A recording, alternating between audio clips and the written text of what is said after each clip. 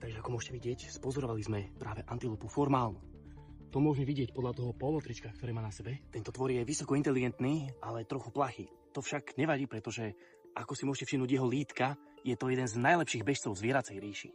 Pozri sa, čo som to spatril. Druhý živočích, takzvaný predátor. Puma čierna.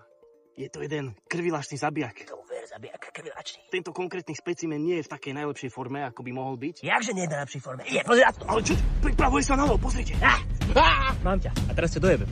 Ježiš, ale dneska je už úplne na piču deň. Ja som hladný, kurva. Tieto zvieratá sú úplne opozita. Jedna ho chce roztrhať, druhá musí utekať, ale vyzerá, že majú nejakú vzájomnú debatu teda. Ježiš, ale nechaj ma aspoň utiecť, ne? No však ja celú svorku s tebou musím nakrmiť. Tak mi daj aspoň náskok, 3 sekundy. 2 sekundy. Kámo, však ale ja mám šlapky dneska.